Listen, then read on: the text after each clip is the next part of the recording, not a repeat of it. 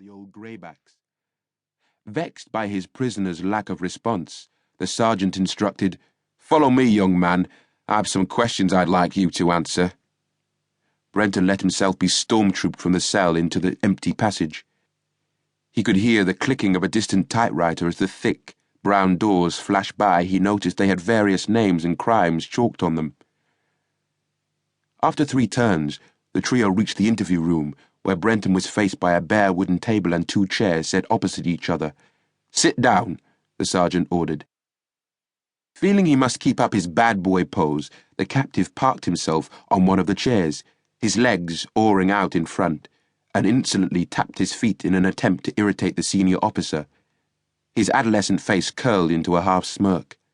The younger PC closed the door and remained standing by it, with his hands behind his back like one of those bellhops outside a flashy hotel, while the sergeant wolf-prowled about, forwards then back.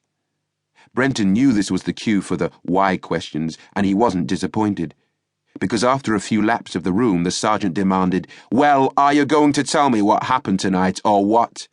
I mean, how did this little incident get going? Did the other one start it? Did he provoke you? Maybe it was over some girl." Brenton silently replayed the answers to these questions in the cinema of his memory. This guy had insulted him in a pool club. A fight broke out, and the opposition opted for the asset of a snooker cue. With the prospect of a cracked skull in view, Brenton had decided to defend himself with one of those squarish beer mugs. He smashed it hard into the bastard's leg. Simple, really. But he decided to answer the sergeant's question in a rude boy style. "'Cause I didn't like the way the guy looked at me," he said truculently. The police sergeant was taken aback at this smack-in-the-face reply. "Is that it?" he asked. "Some guy gave you a funny look, so you decided to carve him?" Suddenly he bawled, "Who the fuck do you think you are, Brown? Do you think I was born yesterday? Something must have happened." After lowering his voice a little, he added, "Now come on, Sonny. I don't think you'd have assaulted someone for no reason. Was he trying to nick your money or what?" Brenton was annoyed by this shouting. He'll have to do better than that to scare me, he thought. And to prove the point, he decided to compete in the shouting match. "No, that is not it," he bellowed. "I don't like the idea of some guy beating my brains out with a fucking snooker cue. What do you want me to do? Sit there and say, 'Thanks a lot, mate, hit me with your snooker stick and I won't do the fuck all about it'? Well, fuck you, man.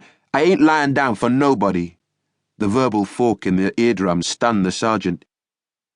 He wondered why Brenton wasn't fretful, apprehensive, or remorseful like most youths whom he interviewed. "Well, this isn't a bunch of roses for me either," he said grumpily.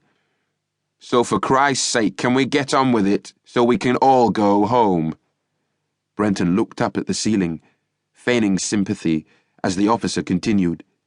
"Now, Brown, perhaps you'll calm down and tell me your address. I've only got your name and I need more than that. You do understand, don't you?" Feeling he had won some sort of victory, Brenton was ready to cooperate. He was gasping for a snout, so he asked, "Got a cancer stick?"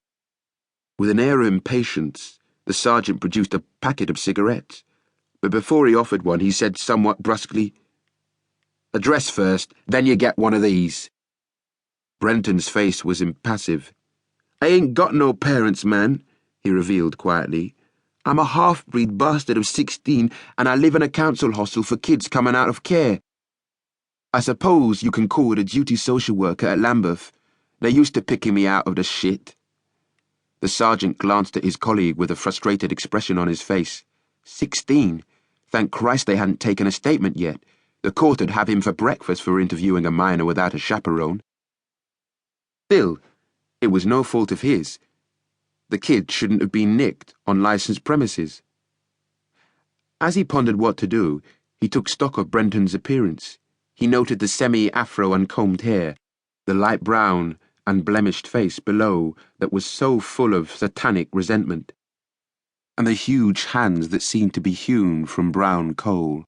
Then his gaze shifted to the knitted pullover that barely covered Brenton's muscular torso and the strong snooker-table legs that filled his blood-stained jeans down to a pair of trainers that were mud-splattered and ready for the old trainer's graveyard. "We'll have to call the social."